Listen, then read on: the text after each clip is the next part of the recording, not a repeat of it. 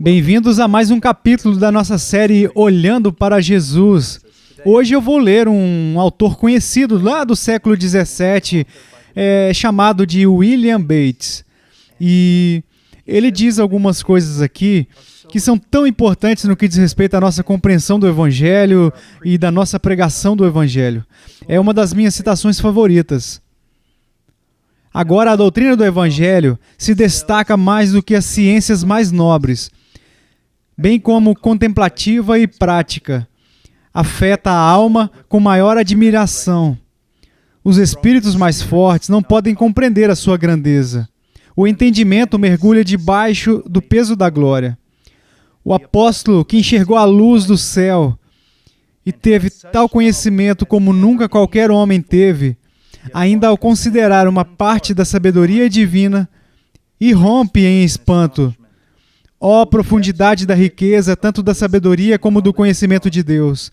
Quão insondáveis são os seus juízos e quão inescrutáveis os seus caminhos. Romanos 11:33.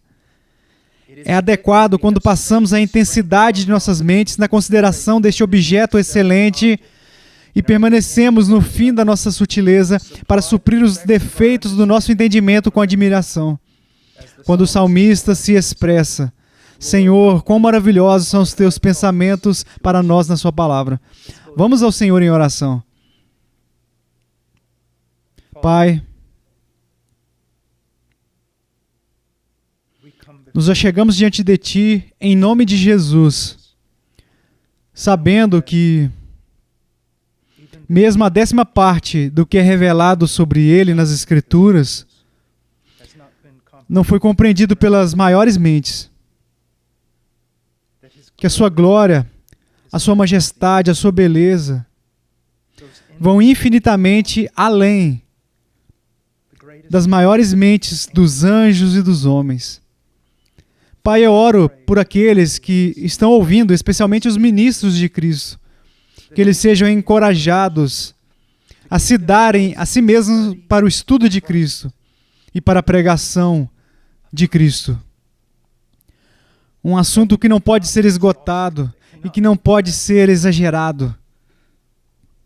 Ó, querido Deus, nos ajude a enxergar a beleza de Cristo e comunicá-lo ao seu povo. Que eles possam ser incendiados, não com as questões triviais ou as paixões tolas, mas com o conhecimento de Cristo, seu Filho. Senhor, nos dê corações que tenham um amor especial por Ele, em nome de Jesus. Amém. Ok, bem, vamos pegar essa passagem aqui, linha por linha, e apenas olhar para ela. Agora, a doutrina do Evangelho se destaca mais do que as ciências mais nobres. Houve um tempo no mundo no qual a teologia, especialmente a teologia, era considerada a rainha de todas as ciências. E a ideia aqui não é ciência, como talvez você possa pensar sobre isso, mas conhecimento, que o maior conhecimento que se pode possuir é o conhecimento de Deus. E dentro do conhecimento de Deus, o maior assunto é o Evangelho de Jesus Cristo, porque ele está lá, e é lá que nós vemos uma imagem de Deus, os atributos de Deus em perfeita harmonia, a glória de Deus em seu maior alto grau no Evangelho, especialmente na cruz do Evangelho. Então ele diz, agora a doutrina do Evangelho se destaca mais do que as ciências mais nobres. Deixa eu dizer isso, deixa eu adicionar isso. Não há necessidade de o pregador sair do Evangelho para encontrar um assunto que vale a pena pregar. Sobre um homem que tem um entendimento correto da importância da glória do Evangelho, percebendo que ele poderia passar toda a sua vida pregando João 3,16, cada momento, a cada dia, e nunca ele seria capaz de exaurir a glória daquela passagem. E nós traímos a nossa arte quando sentimos que nós temos que ir além das Escrituras, que tem que ter algo a dizer ao povo de Deus além dela, ou que nós podemos pegar um tema que não tenha Cristo como seu centro. Então agora diz, a doutrina do Evangelho se destaca mais do que as ciências mais nobres, bem como contemplativa e prática. Tantas vezes, quando as pessoas falam sobre os puritanos, os pessimistas dirão coisas como, bem, é tudo sobre pensamento e contemplação, E o que você precisa ver é que teologia é a respeito do pensamento, é sobre contemplação, é sobre a verdade que deve ser compreendida com a mente. Mas a verdadeira teologia vai afetar tudo em nós, cada fibra do nosso ser. Ela afetará cada pensamento, cada atitude, cada disposição, cada obra. E não só isso, mas vai nos motivar a fazer a vontade de Deus, que é contemplativa. E se eu pudesse dizer alguma coisa aos ministros americanos, seria preciso ser mais contemplativo. Eles precisam ter mais tempo no estudo, para que quando abrirmos a nossa boca, o evangelho possa sair. E ainda, nesta contemplação, encontramos força para fazer coisas práticas, para mudar o mundo. Então ele diz, agora a doutrina do evangelho se destaca mais do que ciências mais nobres, bem como contemplativa e prática. Afeta a alma com maior admiração. Agora, o que isso significa? Eu já falei um pouco sobre isso, mas é digno de repetição. E é assim, quanto nós crescemos no nosso amor por Deus, como nós crescemos no nosso zelo pelas coisas de Deus, bem, mais nós vamos enxergar a beleza de Deus revelada a nós. Se nós nascemos de novo, se os nossos corações têm sido regenerados, mais nós vamos ver a glória e a beleza de Cristo, mais vai atrair os nossos afetos. E esses afetos nos levarão a agradar Ele, fazer a sua vontade, cuidar do seu povo de forma contemplativa e prática. Agora, aqui está uma das minhas partes favoritas, e nós não devemos nos esquecer disso. Os espíritos mais fortes não podem compreender a sua grandeza. Agora, vocês pensariam que ele colocou aqui os espíritos mais brilhantes, ou os espíritos mais inteligentes, que não podem compreender sua grandeza, mas ele diz que os espíritos mais fortes não podem compreender a sua grandeza. O que eu tenho, você sempre, talvez pela manhã, você tem visto o nascer do sol, ou à noite um pôr do sol, ou algo no mar, os oceanos, que têm estado assim tão bonitos, que você diz que tirar o seu fôlego. Aqui no Evangelho, nós temos uma beleza tão grande que, se fosse revelada à mente do cristão em sua plenitude, como estamos, enfim, aqui agora, acho que explodiria nossas mentes, nos faria retardados, isso nos enviaria além de nós mesmos. Eu acredito que quando nós chegarmos ao céu, uma das razões para a transformação, o que é necessário, é que a beleza e a excelência e a glória de Deus em Cristo, literalmente, vai nos desintegrar. Então não é apenas que nós temos que ser inteligentes o suficiente para compreender isso, mas nós temos que ser fortes o suficiente para sermos capazes de enxergar tamanha beleza e não nos tornarmos retardados, não nos tornarmos problemáticos. Apenas pense no que está esperando por nós, algo que está esperando por nós, mas não necessariamente nós temos que esperar por isso, porque a cada dia nós podemos crescer no nosso conhecimento de Deus, e muito mais do que fizemos nessa contemplação, mais nos impactará em todos os aspectos de nós, especialmente na nossa pregação. Você se aproxima de Cristo e a sua congregação vai ver um homem em chamas. Vamos continuar. O entendimento da mente humana mergulha debaixo do peso da glória. Você encontra uma boa história e você pega um livro e você percebe que é uma história maravilhosa, e em seguida, quando você chega no final do livro, você tem um medo no seu coração, porque você sabe o final da história, como vai acabar os personagens que você ama, você não vai ouvir mais deles, e é uma finalidade. E com essa finalidade traz alguma tristeza. Mas pensa, o nosso tempo com Cristo será sem fim.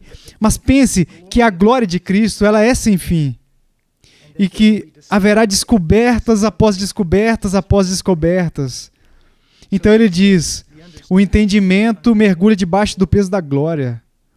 Você já esteve no seu estudo, ó ministro de Cristo, você já esteve em seu estudo e literalmente se desgastou em encontrar e descobrir novas coisas gloriosas e importantes sobre o nosso Deus? Agora ele diz, o apóstolo Paulo, viu a luz do céu e teve tal conhecimento como nunca qualquer homem teve, ainda ao considerar uma parte da sabedoria divina e rompe em espanto. Ó profundidade da riqueza, tanto da sabedoria como do conhecimento de Deus, quão insondáveis são os seus juízos e quão inescrutáveis os seus caminhos. Romanos 11:33. Olha, a Bíblia é inspirada, inerrante, infalível e nunca se esqueça, suficiente.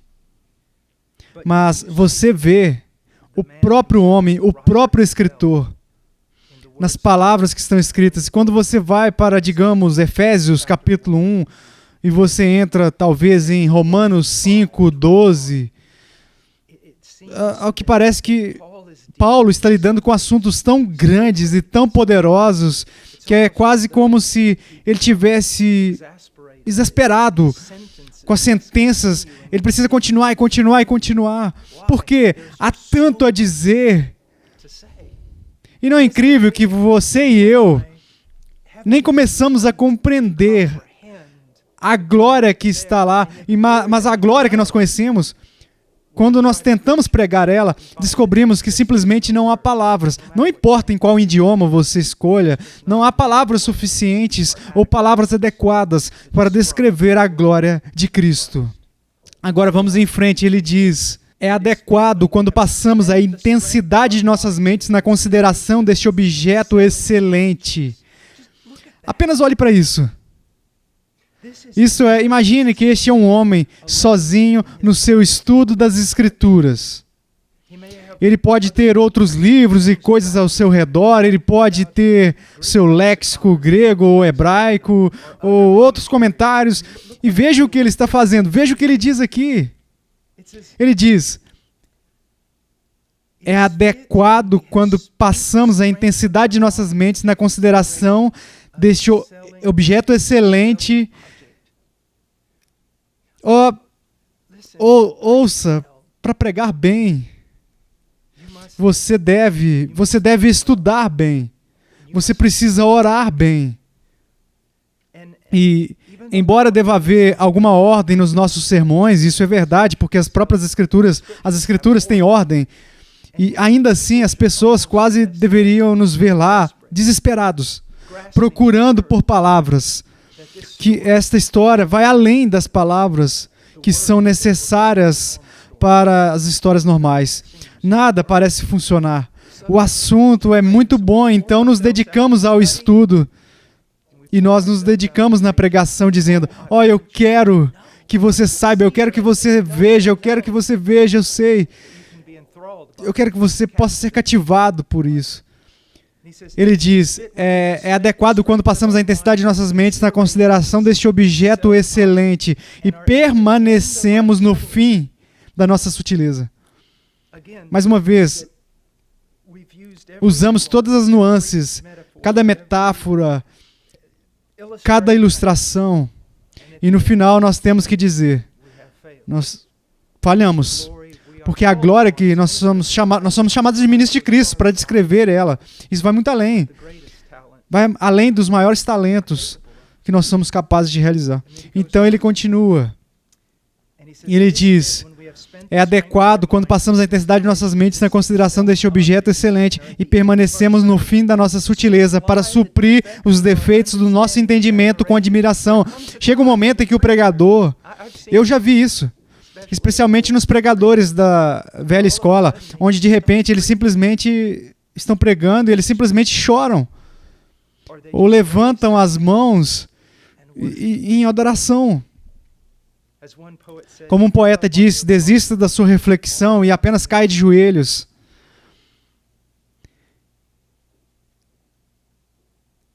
Irmãos, ministros de Cristo, se apenas levássemos mais tempo para perseguir Ele, para persegui-lo, haveria mais glória lá fora,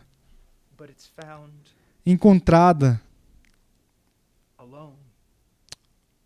Se encontrar sozinho com Ele, na palavra, em oração. Se lembre, nós devemos ser homens do povo, devemos amar o povo de Deus. Mas se realmente os amamos, a melhor coisa que nós podemos ser para eles é, antes de tudo, homens de Deus. E continua. Como o salmista se expressa, Senhor, quão maravilhosos são os teus pensamentos para nós na sua palavra. Agora, eu escrevi algo aqui, em conclusão, eu quero apenas dedicar, adicionar e manter isso perto de mim aqui como um lembrete. O escritor e o pregador estão sujeitos ao fracasso. Sim, eles estão até mesmo destinados ao fracasso, porque o assunto da pregação vai além das mentes e das palavras dos homens e dos anjos. Mesmo quando o pregador gastou suas forças no estudo e derramou a sua alma em oração e exauriu-se no púlpito, ele deve renunciar com a cabeça baixa, sabendo que a metade da 10ª parte não foi dita.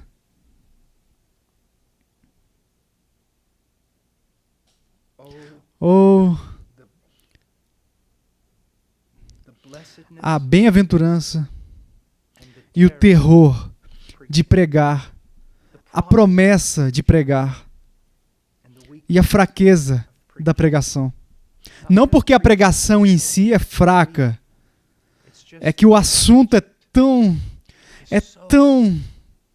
maravilhoso.